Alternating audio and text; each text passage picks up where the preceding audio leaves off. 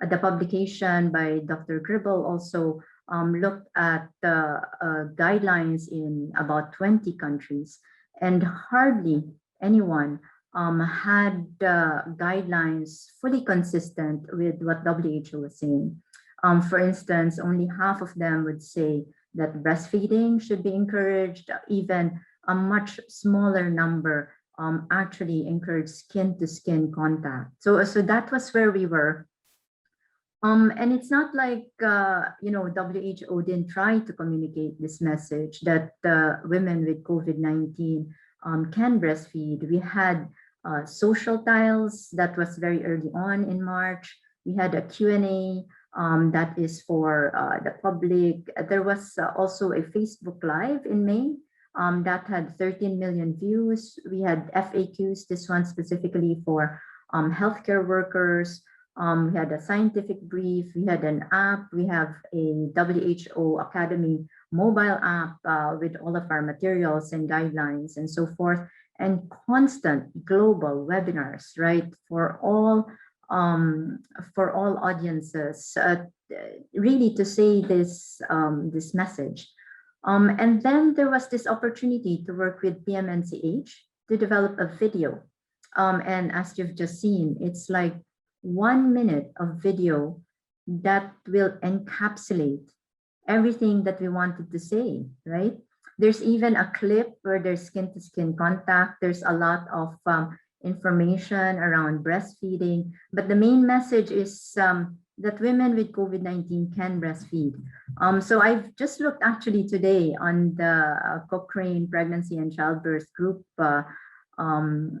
their website. They are tracking 121 recommendations around breastfeeding, and really all of them use the words encourage breastfeeding, right? Mother and skin-to-skin contact. Mothers should not be separated from their babies. So it's really a really positive result of all of that communication. Thank you so much. Thank you, Pura. There is a question on the chat about experiences in assessing and supporting quality of care in maternal newborn health digitally during COVID-19. That is something that the Quality of Care Network for Maternal Newborn Health has addressed, and so they have resources on their digital space. This is a very high concern as well for us, is this question of, not only disruption in terms of coverage, but disruptions in terms of quality of care. And today we saw very concerning numbers about decreasing coverage, but there's still this black box around decreasing quality of care, and the fact that we need to address that. And even thinking about the work of the Commission on Health Systems Strengthening and High Quality Health System, led by Margaret Crook, we now know that quality of care kills more than access. The attributable mortality around poor quality of care is more than dearth of access, and so that is a concern, a huge concern in times of COVID with disruptions. That's something that we've addressed also with our WhatsApp channel, and I know that the WHO Academy has also looked at that. So I'll stop here and see if people want to jump in and react to this question of using videos for knowledge translation, if there are questions, but also more importantly, if you want to share your approach, your experience around knowledge translation, how, what has worked in your setting, in your life, in your professional experience in bringing more evidence into policy and practice. And we want to learn from you. We want this to be very engaging. So, so I'll stop here and see if there are, if there's feedback from the group, so that we also have a chance to exchange.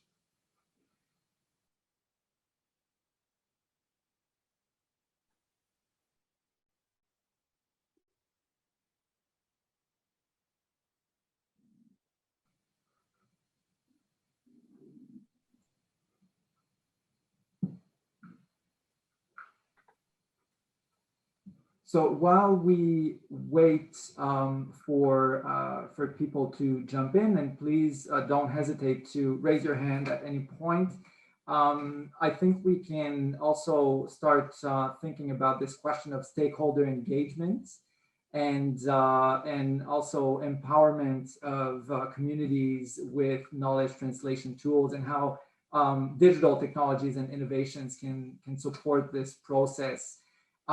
So I'm happy to have Catherine McCarthy on this networking session with us as well. Catherine is the CEO of Medical Aid Films, based in UK, and she has supported the development of the videos, but she's also worked as the project manager for the self-care video series at PMNCH. And Catherine will speak about our approach to fostering the uptake of our videos, and our another tool that we developed, which is a user's guide and a toolkit for different constituencies and communities that are interested in digital knowledge translation, and especially around videos. So over to you, Catherine. Thank you. It's a pleasure to be here, and it's lovely to see so many people coming in and out. I wanted to tell you just a little bit more about the series that has been developed by PMNCH, and then we're going to show you another of the films and talk a little bit about the context of the films as well. So the sort of tools that we've developed and the measurement and evaluation study that we'll be developing as well. So first of all, just the breastfeeding film was the first film, and then there were three more, one around mental health, one around responsive care, and the final one around violence against women, which is still in production. And those have all been developed in this incredible partnership, really, with WHO and UNICEF.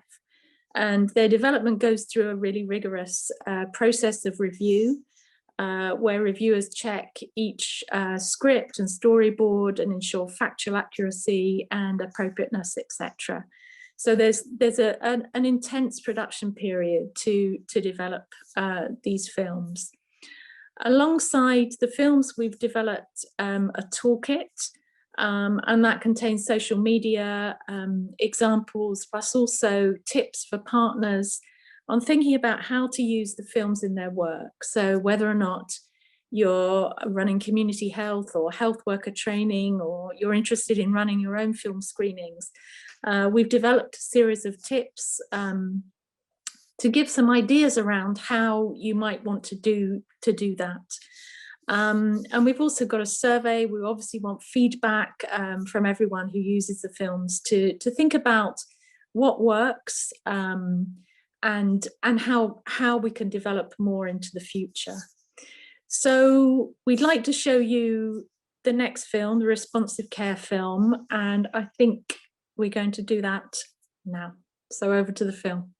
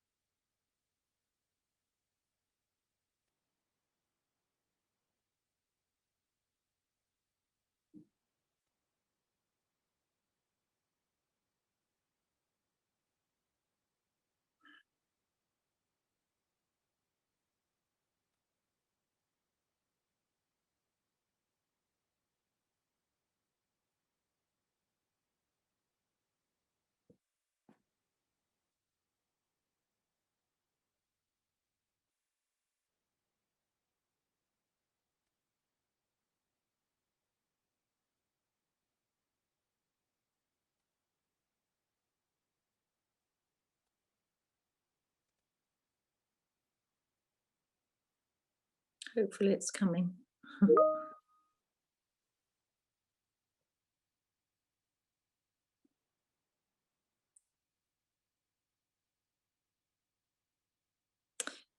Should we go to the toolkit instead? Would that be helpful? Yeah, I think that would be a good. Okay. The COVID-19 pandemic is a challenging time for children, parents, and other caregivers. Working from home, school closures, not seeing friends and family as often, and financial insecurity has made it harder to provide the love and care that children need. Doing a few simple activities with your child can provide them with comfort and love during these uncertain times. With your baby or toddler, cuddle them. With your young child, read a book. With your household members, dance or sing together. With your older child, show interest in their hobbies and allow them to have positive interactions with people. With children of all ages, setting healthy routines for eating and sleeping are all important contributions that you can make. If you feel overwhelmed, take a break. Try a few minutes of deep breathing and time for yourself. You will be better able to take care of yourself and your child.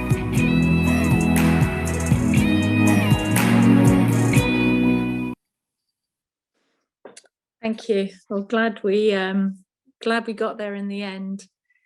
So just to sort of echo what's already been said, these films are just 1 minute long, but really kind of encapsulate the key messages around self-care in those different sort of thematic areas. So we're keen to hear your thoughts on and feedback on them.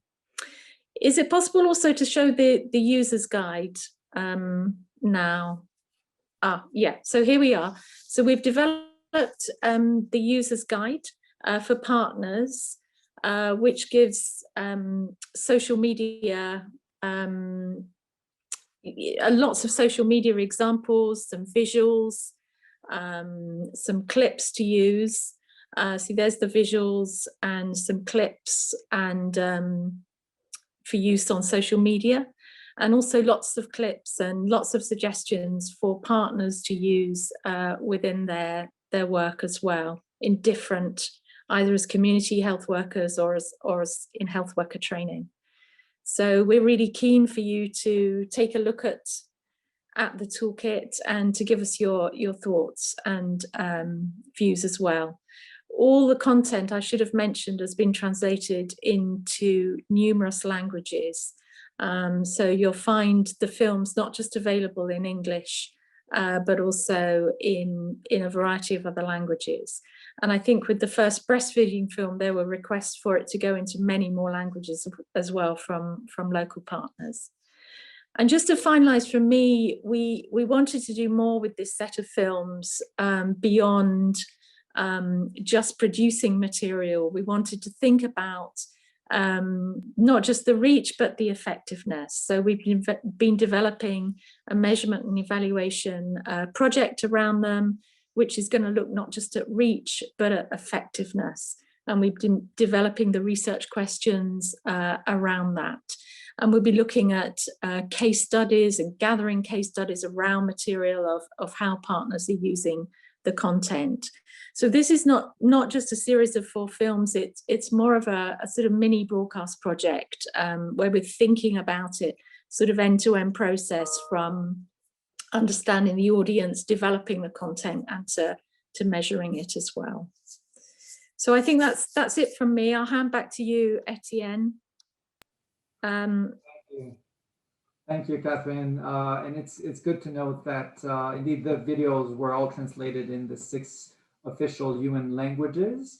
And then we partnered also with the regional offices to translate the breastfeeding one in additional local languages. And so we were able to reach 15 languages in total. So one of the things that we're trying to get to with the M&E scheme and the toolkit, that the user's guide and toolkit that Catherine alluded to, is really supporting different stakeholders in using digital knowledge translation material, including the videos, in their own work.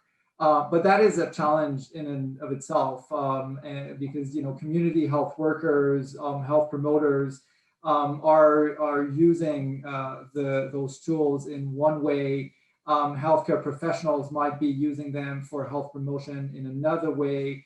And then there's, of course, this question of how do we empower people themselves, with this question of self-care. So how do we bring, complex evidence into simple messages? Because I think that we as a community, we know what we mean when we say the risks and benefits. So for instance, the tremendous work that was published recently around risks and benefits of kangaroo mother care versus potential infection by SARS-CoV-2 of newborn, that we speak that language, but there is really a need for knowledge translation so that we actually are able to translate state-of-the-art and robust evidence into simple messaging that can be used at the interface of communities in languages, also in words that they understand, kind of moving towards culturally sensitive care and messaging. So I'll stop here again. Please feel free to raise your hand. I see that there's one hand up. So over to you, Michael. Thank you, Etienne, and hello everyone here. I think I'm going to introduce myself first. I'm Michael Santos, also with the PMNCH team. In this context of the language, the actual language that is being used to disseminate these resources. I would like to first ask if people can write in the chats, what organization they're coming from and what country are you represented. And I mean, other than getting to know you, it's also because, this language issue has been one special or one specific ask for our different partners, right? So many times we do bring these different resources to a digital product, or we translate it into a digital product, but still a lot of people cannot consume it. And really the key part of this knowledge translation is to bridge the divide, not only the divide of knowledge, but also the digital divide. In the end, we don't want to create resources that are difficult to consume by people, or that are not understood by people in the communities. So this is why the language translation was key. I'm originally from Mexico, and I speak Spanish. When I was sharing these videos with my colleagues, with my friends, with my family, I shared it originally in English, just thinking, this is the main one. But then they were asking, do you have this in other languages? Like, do you have this in Spanish? Because, I want to share it with my cousin, with my friend who's breastfeeding at the moment, and they don't know what to do. So I wonder also if anyone in the room and in this networking session has experiences around knowledge translation and translation to different languages, and if you have had any best practice that you can share, even when it's on the website, on social media. Do you tweet on different languages? What are the things that you're doing to reach a global community, but from a more local perspective? I heard once this term used, glocal. So that's something that we're trying to bring here as well. So, thank you for that, Michael. Certainly having translations to different languages is a key to having impact, right? And a lot of it is very deliberate. I mean, it's easy to see with the final product that there were many steps to get to this point, right? Even thinking through what individual clips will be taken from the video so that they can also send a message. So that's another one. And all of that is very deliberate in how that's done, in choosing the clips, in making sure the flow of the video is clear, that the messages come right. It's not random messages that are put together. There's actually a lot of thought into the messages, into the order of the messages, the actual words that are used, right, and how the clips, the individual clips, like the what they say, the stationary clips are going to be used, what hashtags they will come with, and so forth. Yeah, all of that actually comes together when you put this video together. And I don't know, Catherine, if you can speak more about the experience of making these videos. I mean, certainly when you see the final product, you can immediately see what impact they can have. But I know each one of them took weeks to make. I know the breastfeeding one took 4 weeks to right, to put all of that together from the very first draft of the wording to the final product that we had. And then another few weeks to translate it to all of the languages. Yes, I mean, I can add a little bit to that, just to say it's an extremely rigorous production process from the beginning to the end, really. And there's been a very large review team that has checked, as you're saying, checked every word, every frame, every single picture numerous times, and this is what takes the time, but it's also what gives the quality to the piece of work and the production values. You know, the high values of the piece of work, both in terms of how it's produced and in terms of what it's saying. So right from the start, the script was checked numerous times, the storyboards were checked, and the final animatic was checked. And the work was developed by an amazing creative studio in India called Ixorus, and they had a team working on the creative approach and developing the scripts with us. And so this process was a huge collaboration, really, between a creative studio, WHO, PMNCH, UNICEF, and others, other experts around the table to produce these films. So it's so important to ensure the quality and factual content of these pieces, and it can take a long time, but it has to be that way, really. Yeah, and there's also you can see in both the videos, there's also a deliberate use of diversity in the images, right?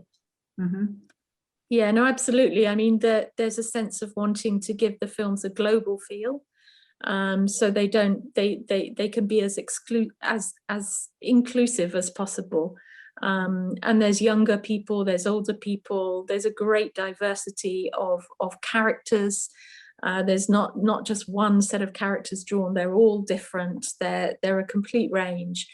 And you know, that kind of drawing is you know, it's intensive, it takes a long time, and it's a very thoughtful approach. And you know, as you're saying, it's crafted. It's the script is telling a story, and the pictures do the same. And there's this rigorous check all the way through. So I also want to, I don't know, Etienne, if you can tell us more about how this was disseminated then after it was done. I mean, of course, it was in the WHO website, but that's often not enough. We also work with UNICEF. I wonder if you can tell us more about that dissemination effort afterwards. Yeah, I mean, I'll also hand back to Michal on this as well, but there's been a huge effort from the PMNCH team to go into the development of the dissemination. And obviously having WHO and UNICEF as key partners in the collaboration means that they support the dissemination. Obviously it's been on social media, on Facebook, on Twitter, etc. And then it's been the films have been launched at key events and through conferences as well. And we're also doing a lot of work now to try and distribute amongst partners. So drawing up lists of partners who may have an interest in the particular subject, and direct emailing to them with links to the films. Also available on our website as well, so for other people to look at. But I think an enormous effort has gone into trying to push it out, and you know, the collaborations all the way through enable that and make that possible. And having 90 billion views for a single film is just an extraordinary reach. Mind-blowing. Michal or Etienne, you may want to add to my comments there. Yeah, just adding on this question of dissemination, the largest outreach that we got was through UNICEF's Facebook page. And I think, you know, using social media was really key in this video series, especially around the adolescent mental health video, you know, using different social media to reach youth and support them in this question of self-care was really a deliberate strategy. And so I think that was quite interesting. I'm also keen to hear from our colleagues and different experiences around above and beyond, you know, the videos and around knowledge translation. And maybe if I can put you on the spot, if you don't mind, Charlene Reynolds from Align MNH, you have a strong, very engaging and interesting knowledge hub that you put forth alongside the Align MNH forum. So congratulations on doing that. I know you're showcasing the video series by PMNCH and partners, so thanks for doing that. But I'm curious to know, what is your approach to knowledge translation and using different digital tools to achieve that goal of, you know, bringing more research, bringing more evidence into policy and practice? Over to you, Charlene.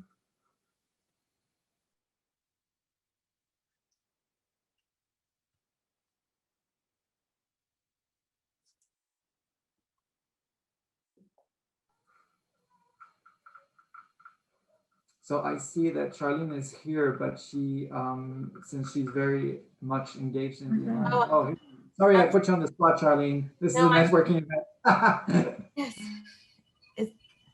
Is there something I can help with? Yeah, I was just curious to know, because we're talking about different platforms, digital platforms, and we were talking about our experience at PMNCH using our new digital platform and digital knowledge translation tools. And I was curious to know from your perspective at Align MNH, if you have grappled and thought about this question of using digital tools, using digital approaches to bring more research into policy and systems decision making to, you know, promote the uptake of evidence in maternal newborn health. Yeah, no, thank you for the question, Etienne, and for the opportunity to contribute to this conversation, which I'm very much appreciating. And sorry that I'm multitasking right now in multiple rooms at the same time.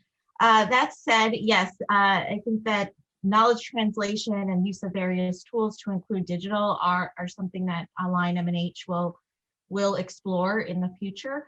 Right now, we are trying to gain a better understanding as to how folks access knowledge, what is most useful to them in terms of tools and types of knowledge exchange. How can we help strengthen their capacity and ability to be knowledge brokers on our behalf, as we're looking to take, you know, global evidence and translate it into country implementation and affect policy change as well. So what we've done for on Align MNH thus far, and as all of you know, we're just beginning as a global initiative. So we're sort of in the infancy stages of our efforts, and we'll take working with all of you to continue to move our agenda forward. But we have sent out a global survey, sort of soliciting folks' thoughts on this idea of knowledge translation, what is most valuable and useful to you, and how can we help align and amplify some of what you're looking for and what you're already doing. And then we have also conducted focus group discussions with key interested stakeholders who have volunteered to provide some more in-depth interviews to us, and we've done some deeper dive analysis into those findings. Some of that is translating into our immediate steps. The opening forum is a great example of how we took some of the feedback we received in terms of desirable forms of knowledge translation, and we were able to incorporate that into the opening forum, and it will also help inform the future convenings that Align MNH will host alongside other partners and like-minded organizations, and also our iterative phases of the Knowledge Hub, the alignmnh.org. So we haven't gotten to the point right now where we're developing any tools at Tian, and certainly not doing any implementation at the country level, nor will we. Everything that we're doing is sort of in partnership with other organizations and partners. And so we're starting to sort of map out what is our own journey and our road to 2023, when we will be hosting the International Maternal Newborn Health Conference. So sorry that only partially answers your question, but I hope that's somewhat helpful. Thanks. No, that's extremely helpful. And just building, on the back of that, I think a tool is only what it is. It's a means to an end. And I think, our vision with this partnership is also to use this for, engagement of different stakeholders, engagement of communities, and really, using digital approaches for the greater good, which includes, capacity strengthening of our different constituencies. And that takes me to a question that we have on the chat, which is, how are we including and disseminating this to the private sector, which I agree is a key stakeholder in maternal newborn health. I think the PMNCH in itself, and the way that we engage with different constituencies, that's really at the heart of our work. So for those of you who might not know PMNCH all that well, we have 10 different constituencies, ranging from parliamentarians to civil society to youth. And one of this constituency is the private sector. So I'll hand over to Mihail for his reflection on how do we engage private sector in this question of knowledge translation, of using digital approaches, and supporting efforts to strengthen maternal newborn health services. Over to you, Mihail. Thank you.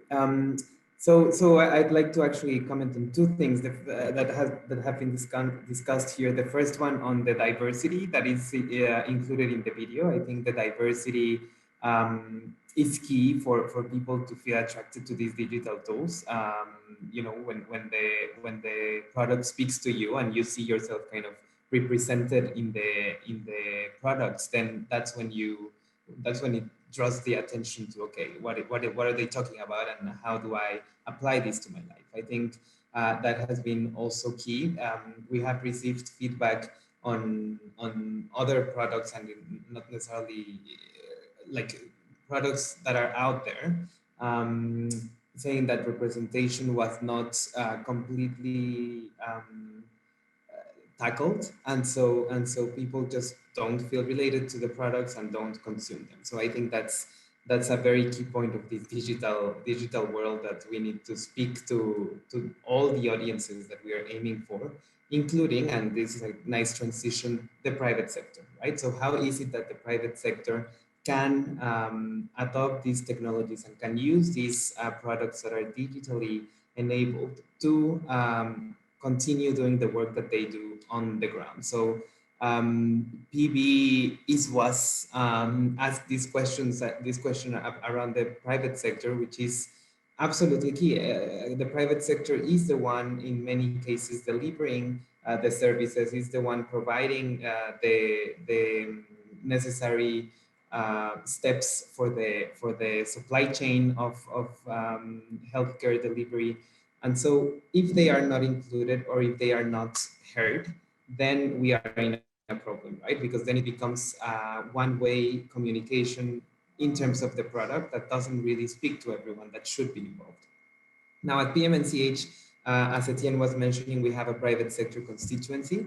And the way that we're involving them is we're not only involving them in the dissemination process, but also in the production process. So how is it that the private sector could use any of these products for the work that they do on a daily basis?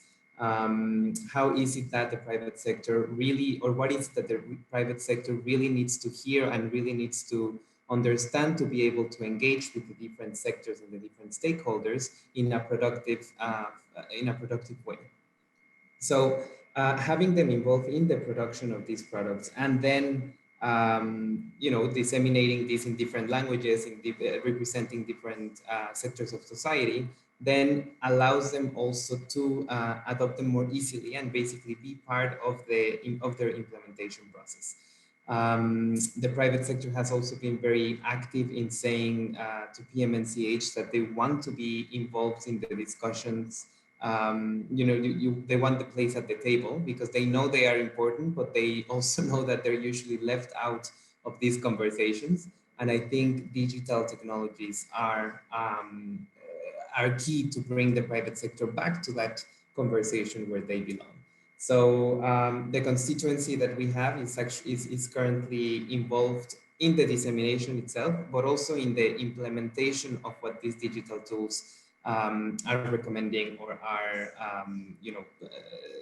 trying to disseminate. So I hope that answers the question a little bit. But also, if you have any experience, involving the private sector or other stakeholders, we would be happy to hear and to see how we can use these digital products to reach a broader audience. Thanks, Michael. So please feel free to jump in. Again, we do want to hear from you and learn from your experience. There's on the chat a colleague that introduced himself from Jopaigo in Rwanda. And I would like to learn also from your experience, Victor, in your setting. What worked, or some of your experiences around bringing knowledge in the different discussions in maternal newborn health, and what is your experience with knowledge translation, if any? Because one of the concerns that we have is, what works at country level, and how can we really foster meaningful engagement of different stakeholders in different contexts, using and contextualizing evidence and knowledge.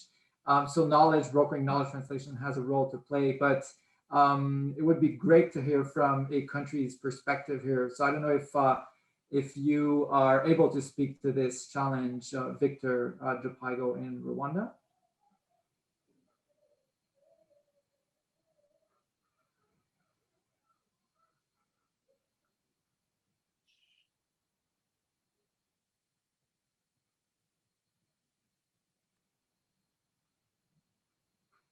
If not, I just wanted to give a couple of seconds for reaction. If not, I do have a question for you, Pura, because coming from the science division, there's this fantastic series at WHO called Science in 5, where the science division is also communicating simple evidence-based messages around COVID-19, access to vaccines, and questions that every one of us are asking, and that our parents are asking us, our different communities are asking us. And I think Science in 5 is doing a fantastic job at answering some of those difficult questions. So it would be great to hear what is your perspective at the science division. I know Sumya, the chief scientist, has been interviewed with Science in 5 numerous times. So it is a challenge, to translate complex messages and complex evidence, especially around COVID-19 vaccines. How do you approach this at the science division in terms of, thinking about simple messages for complex evidence? Over to you, Pura.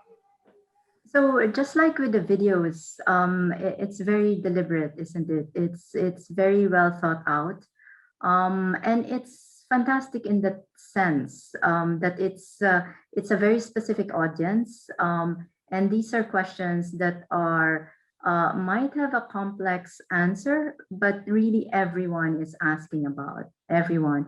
So there's, I think, more than 30 Science in 5 little videos, and yeah, and they're still going and going, and because there's so many questions that need to be answered.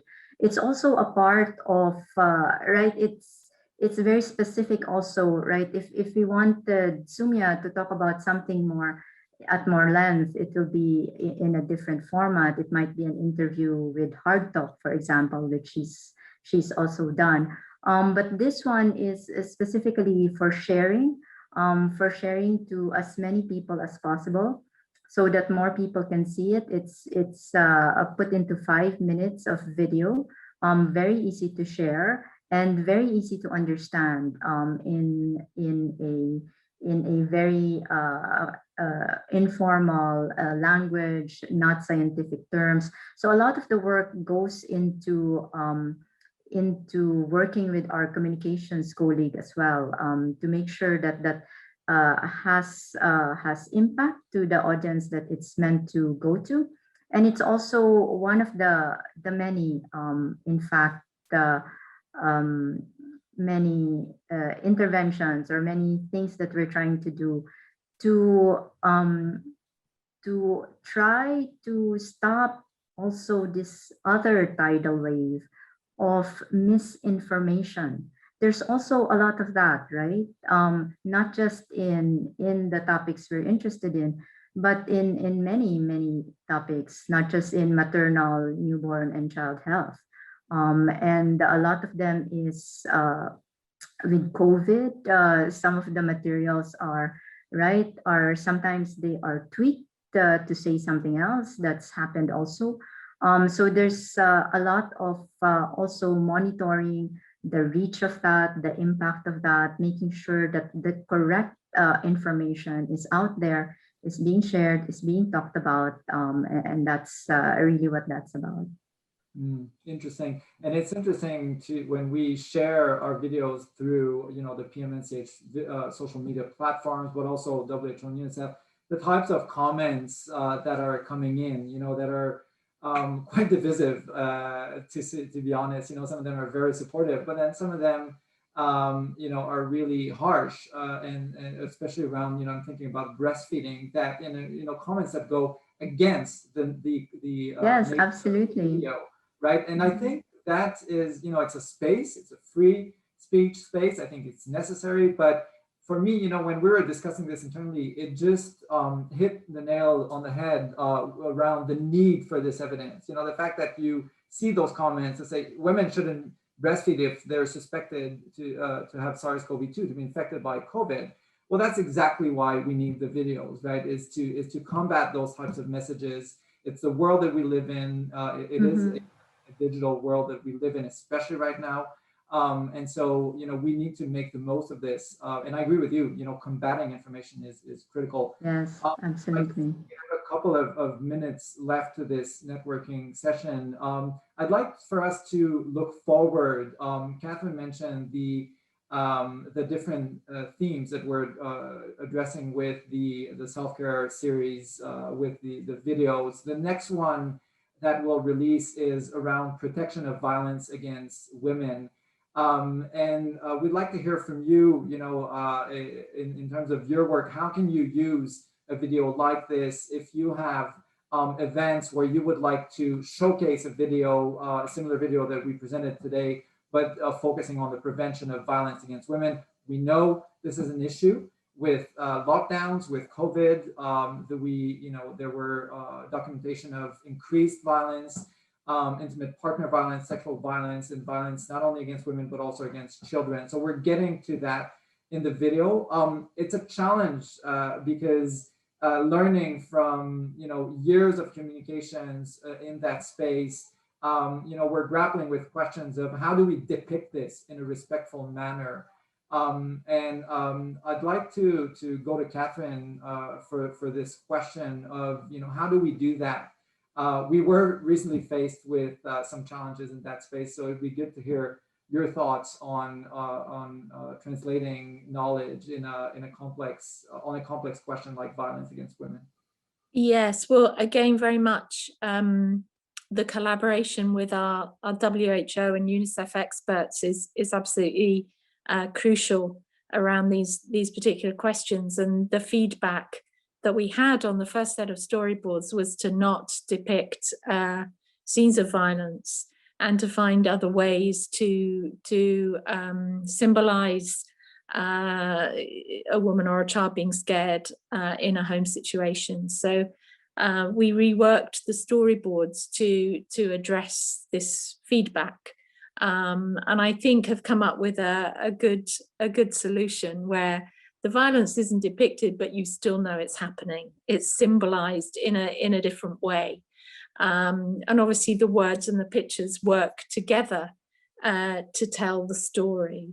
So yeah, I think feedback from the experts around these things is absolutely crucial, and getting that sort of knowledge base from the WHO experts has been the sort of pivotal thing around that.